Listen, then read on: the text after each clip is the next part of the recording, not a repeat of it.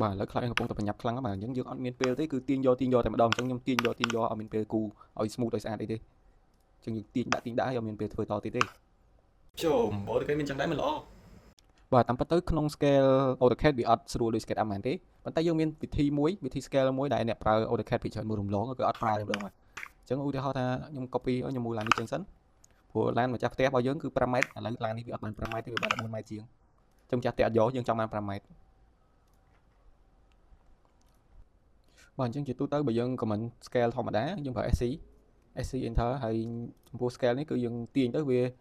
រីកទាំងលើទាំងក្រោមអញ្ចឹងយើងពិបាកសេរីមែនតើដោយសារទំហំពេលខ្លះយើងចង់សេរីទៅខាងលើពេលខ្លះយើងចង់សេរីទៅតែឆ្វេងស្ដាំទេអញ្ចឹងដំបូងគឺយើង block វាសិន block ឡាននេះមួយសិន B enter ទៅខ្ញុំចុច space ប៉ុន្តែខ្ញុំនិយាយ enter ទេអញ្ចឹងខ្ញុំដាក់ខា5ម៉ែត្រហើយយើងអូខេទៅបន្ទាប់មកយើង click point កន្លែងណាមួយទៅដើម្បីបានហើយបន្តមកទៀតខ្ញុំប្រើ command MO property នេះបន្ទាប់មកយើង enter មកហើយខ្ញុំចង់បាន5ម៉ែត្រអញ្ចឹងយើងមើលខ្នាតកន្លែងនេះវា4ម៉ែត្រជាងអញ្ចឹងយើងយក5ម៉ែត្រចែកនឹង4ម៉ែត្រហ្នឹងទៅ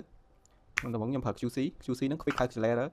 អញ្ចឹងឧទាហរណ៍ថាយើងចង់បាន5ម៉ែត្រអញ្ចឹងខ្ញុំចុច5ម៉ែត្រចែកនឹង4374.9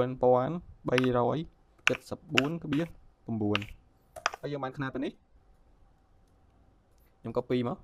អញ្ចឹងនេះកន្លែងដែលយើងត្រូវ scale គឺយើងចុចលើឡើងនេះមួយហើយនេះយើង scale ទៅលើអញ្ចឹងយើងមើល AI correct អញ្ចឹងខ្ញុំ scale ទៅចុចលើហ្នឹងមក Ctrl V មកហើយ enter ទៅយើងទាញខ្នាតវាមកអញ្ចឹងឡានមកចាប់ផ្ទះ5ម៉ែត្រគឺបានសម្រេចបាទ5ម៉ែត្រគត់បាទអញ្ចឹងគឺចំពោះ scale ហ្នឹងគឺយើងប្រើគុណខ្នាតអញ្ចឹងឧទាហរណ៍ខ្ញុំគូរ៉េតង់មួយបដោយ2ម៉ែត្រដល់2ម៉ែត្រហើយ enter ទៅបន្តមកយើង block វាមួយសិន block វាមួយហើយខ្ញុំដាក់ box 2ម៉ែត្រ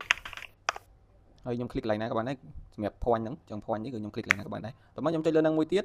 ហើយយើង scale អញ្ចឹងបើសិនជាយើងចង់បាន8ម៉ែត្រស្មើនឹង2ម៉ែត្រគុណនឹង4អញ្ចឹងយើងគុណនឹង4ទៅនេះគឺ8ម៉ែត្រហើយបើយើងចង់បានមកក្រោម5ម៉ែត្រយើងយក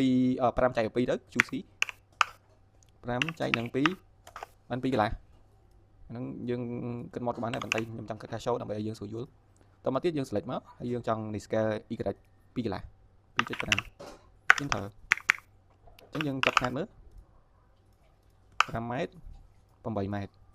អញ្ចឹងគឺយើងគុណនឹង4ហើយគុណនឹង2កន្លះប៉ុន្តែដោយសារក្នុងនេះគឺវាបង្ហាញតែខ្នាតគត់ទេអញ្ចឹងបើយើងចង់ឲ្យវាបង្ហាញក្បៀសច្រើនយើងប្រើ command